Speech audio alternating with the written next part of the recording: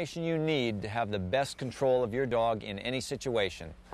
The quality of your dog's life depends not only on the effort you put into working with them, but also the techniques applied.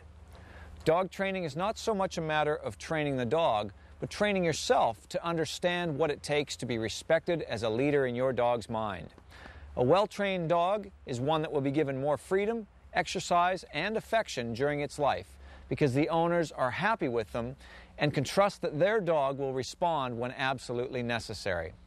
A properly trained dog will be happier and healthier throughout its life. The best time to train your dog to respond to everything you need is about 3 months old. I have found over the years that a 3-month-old puppy has the ability to comprehend all that we want.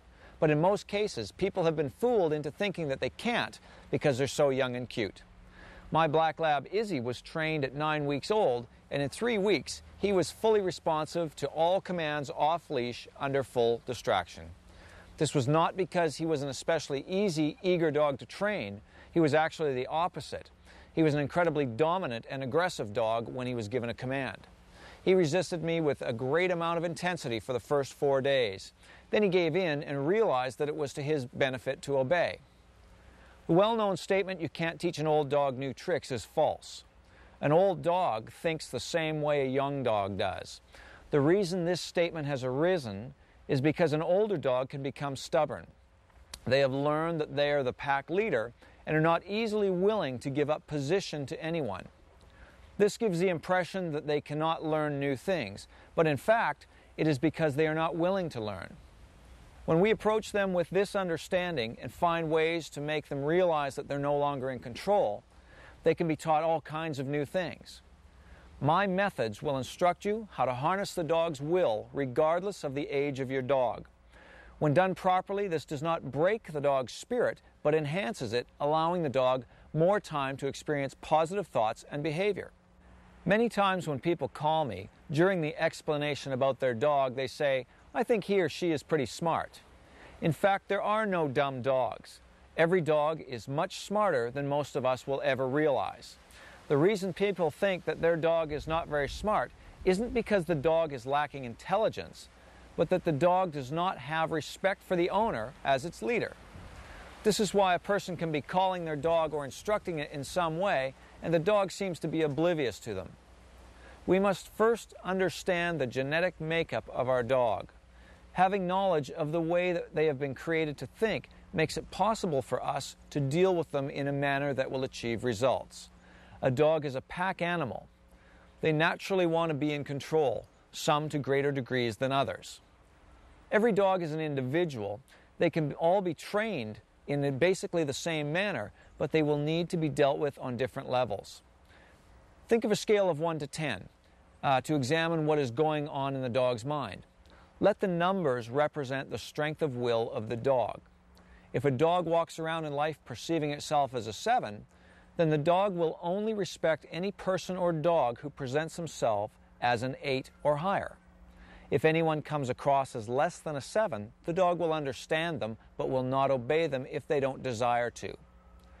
To keep order in the pack, the leader will use increasing levels of force to achieve the desired change in behavior from the subordinate.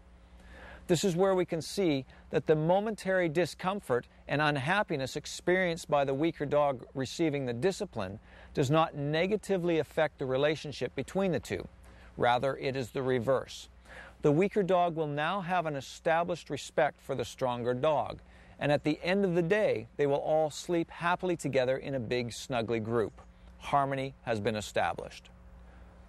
It is very important to remove emotion from training our dog. My training methods are a balance of praise and discipline, and it is necessary to be able to correct our dog without thinking that the dog will dislike us. This will not happen. In fact, the bond between you and your dog will be strengthened when you establish leadership over your dog through the praise and discipline method. We need to focus on the long-term goal of enhancing our dog's freedom, happiness, and health, not the momentary unhappiness when they are being disciplined. I will show you how to build a relationship with your dog that will allow them to love, trust, and respect you, which will have you returning the same to them. Many people bring me dogs and laughingly say that they have spoiled them. It's said in a way that almost seems endearing and cute.